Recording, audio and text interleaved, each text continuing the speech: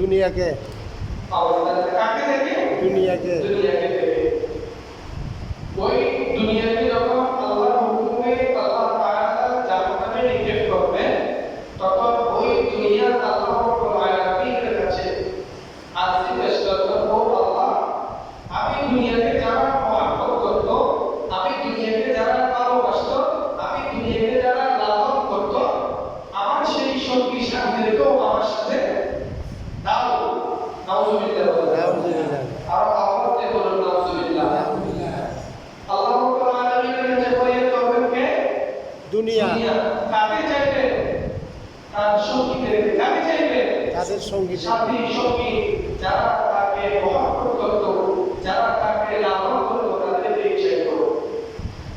কোন একজন মুমিন, কোন একজন আল্লাহর প্রিয় বান্দা কলিজার মধ্যে, হৃদয়ের মধ্যে, আত্মার মধ্যে আল্লাহর ভালোবাসা থাকবে, দুনিয়ার ভালোবাসা থাকবে না, দুনিয়ার মহব্বত থাকবে না।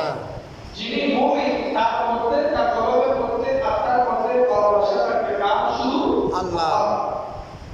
আর যিনি মুমিন নয় আমার মতো, তার মধ্যে সে চাইবে আল্লাহ ক্ষমা করো, দুনিয়াও থাকবে, আল্লাহও থাকবে।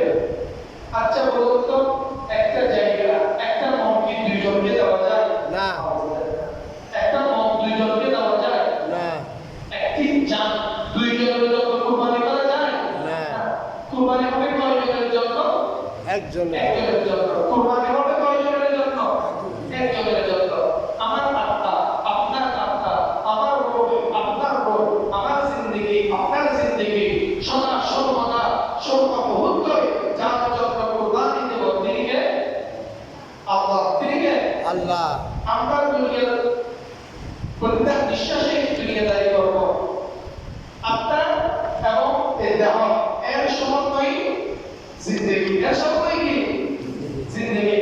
বলতে একটা মানুষ মারা গিয়েছে, তার চোখ, তার হাত, তার মাথা, তার পেট, তার শরীরের কোনো দেহ, কোনো প্রকার ক্ষয়ক্ষতি। স্বাভাবিক কোনো মানুষ মারা গেলে তার চোখ, হাত, পা, মাথা কোনো ক্ষয়ক্ষতি হয়? তার হাত তার সাথে, তার চোখ তার সাথে, তার পা তার সাথে, তাই না? ঠিক। মানুষটি মারা গিয়েছে, মারা যাওয়ার মানে কি? তার শরীর থেকে শুধু আত্মাটা বাইরে হয়ে গেছে। কি বাইরে হয়েছে? কি আত্মা, রূহ। তার দেহ থেকে শুধু আত্মাটা বাইরে হয়ে গেছে। ওই আত্মা, ওই মন, ওই হৃদয়, ওই দেহ দুনিয়াকেও দেওয়া যাবে না। কাকে দেওয়া যাবে? আল্লাহকে। ওই আত্মা যাবে কার কাছে? আল্লাহর কাছে। আল্লাহর কাছে। এখন আপনি যদি মারা যান, আপনার নামের আগে এখন আছে জনাব, এখন আছে কি? জনাব বলে। এখন আপনার নামের আগে হযরত লিখে, কি লিখে?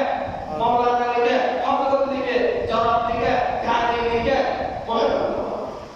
মোহতারাম লিখে, অনেক কিছু লিখে না? আপনি যখন মারা যাবেন, আপনার নামের পাশে শুধু থাকবে মরহুম। কি থাকবে? শুধু মরহুম। মরহুম। হযরত জনাব মরহুম থাকবে না। কেন থাকবে না? আপনার দেহ থেকে আত্মা বাইরে হয়ে গেছে। আপনি এখন আর জনাব নাই, এখন আর কি নেই? জনাব নাই। বলতে চাইলে ওই আত্মাটা, ওই দেহটা, ওই আত্মাটা শরীরের মধ্যে যে মন আছে, হৃদয় আছে, ওই আত্মাটা, ওই মনটা দুনিয়ার জন্য দেওয়া যাবে না, আল্লাহর জন্য দেওয়া যাবে। কার জন্য? আল্লাহর জন্য। মহব্বত থাকতে হবে কার? আল্লাহ। কোন একজন ব্যক্তি যদি চায় আমি আমার মনটা আল্লাহকেও দেব, দুনিয়াকেও দেব, তাহলে সেই মুমিন হতে পারবে না। সে কি হতে পারবে না? মুমিন হতে পারবে না। হ্যাঁ, আমরা দুনিয়াতে চলার জন্য আমাদের টাকা পয়সা লাগবে। কি লাগবে? টাকা পয়সা লাগবে। দুনিয়াতে চলাফেরা করার জন্য খাবার দাবার লাগবে, পোশাক লাগবে। লাগবে কি লাগবে না? পোশাক লাগবে, খালি লাগবে, খাবার দাবার লাগবে, দরকারি লাগবে। লাগবে না? আমাদের লাগবে এগুলো আমাদের প্রয়োজন। এগুলো ছাড়া আমরা বাঁচবো না। এগুলো ছাড়া আমরা সবাই অচল। এগুলো ছাড়া আমরা কেউ টিকতে পারবো না। এগুলো ছাড়া আমরা মানুষের মতো চলতে পারবো না। এগুলো আমরা পাবো কিসে থেকে? দুনিয়া থেকে। এগুলো আমরা কোথায় থেকে পাবো? দুনিয়া থেকে পাবো। আচ্ছা, এই সুন্দর ঘরের জন্য, ভালো উন্নত মানের খাবারের জন্য, সুন্দর পোশাকের জন্য, উন্নত মানের পানির জন্য যদি আমরা দুনিয়াকেই গ্রহণ করি, আল্লাহকেই বর্জন করি, তাহলে বলুন তো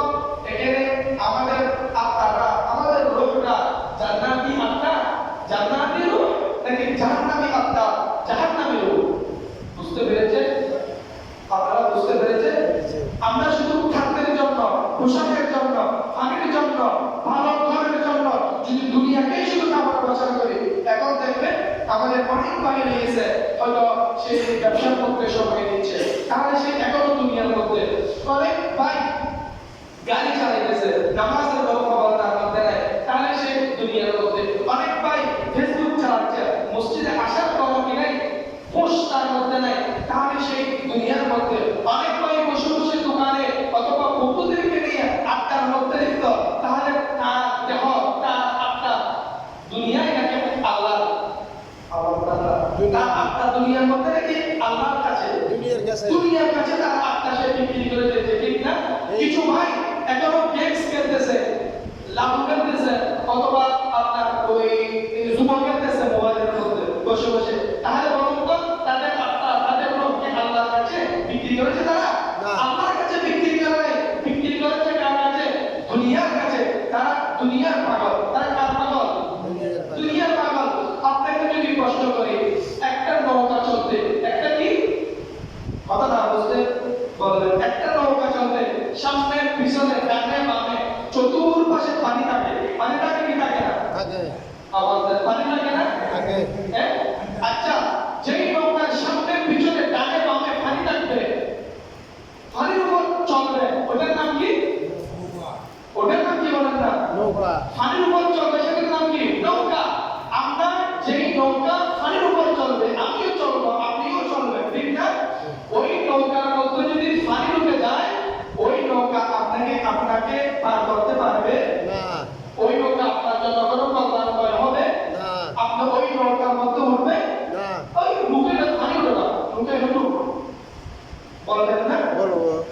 আমি দুনিয়ার মধ্যে চলবো, আপনি দুনিয়াদারি করবেন, সবাই দুনিয়াদারি করবো, দুনিয়ার মহব্বত আমার আপনার মধ্যে ঢুকতে পারবে না, দুনিয়ার কামনা বাসনা আমার আপনার মধ্যে ঢুকতে পারবে না, দুনিয়া আমাকে গ্রাস করতে পারবে না, দুনিয়া আমাকে ধ্বংস করতে আশেপাশে আসতে পারবে না। যেমন নৌকাতে পানি ঢুকলে যেমন নৌকা ডুবে যায়, দুনিয়া যদি আমার আপনার মধ্যে ঢুকে, অতি উন্নত মানের খাবারের লোভে, অতি উন্নত মানের পোশাকের লোভে, অতি উন্নত মানের ঘরের লোভে, অতি উন্নত মানের ট্যাক্স প্যালেসের লোভে দুনিয়া যদি আমার এবং আপনার মধ্যে ডুবে যায়, নৌকা যেমন পানি ঢোকার কারণে ধ্বংস হয়ে যাবে, আমার আপনার জীবনও দুনিয়ার ভালোবাসার কারণে ধ্বংস হয়ে যাবে। যদি বলুন না আলহামদুলিল্লাহ। এখন আপনাদের কাছে প্রশ্ন, আপনারা কি দুনিয়া চান নাকি আল্লাহকে চান? আল্লাহকে চাই। আওয়াজ দেন, দুনিয়া চান নাকি আল্লাহকে চান? আল্লাহকে চাই। আমরা আল্লাহকে পাওয়ার জন্য আল্লাহর কাছে হাজির হয়েছি। যদি বলুন ঠিক না? সালাতু ইয়া রাসূলুল্লাহ, সালাতু ইয়া হাবিবাল্লাহ। আপনাদের সামনে পবিত্র কালাম কোরআনের যে আয়াতটুকু তেলাওয়াত করেছি, বিসমিল্লাহির রহমানির রহিম। ইয়া আইয়ুহাল্লাযীনা আমানু রকাউ ওয়াসজুদু ওয়া'বুদু রাব্বাকুম ওয়াফআলু খায়রান লা'আল্লাকুম তুফলিহুন। মহান রব্বুল আলামিন পবিত্র কালামে ফরমানের উদ্দেশ্য করেন, আল্লাহ তাআলা তার প্রিয় বান্দাদেরকে মহব্বত করে ভালোবেসে অতি আদর এবং যত্ন সহকারে যখন কোন আদেশ এবং নিষেধ তিনি প্রদান করবেন, যখন আল্লাহর পক্ষ থেকে তার প্রিয় বান্দাদের জন্য বিশেষ কোন নির্দেশনা আসবে, তখন আল্লাহ ভালোবেসে মহব্বত করে আমানু ঈমানদার শব্দকে ব্যবহার করেন। কি শব্দ? আমানু ঈমানদার শব্দ ব্যবহার করেন। ওই আদেশ, ওই নিষেধ শুধু ঈমানদারের জন্য, মুনাফিকের জন্য নয়, কাফিরের জন্য নয়, শুধু ওই আদেশ ঈমানদারের জন্য। কার জন্য? ঈমানদারের জন্য।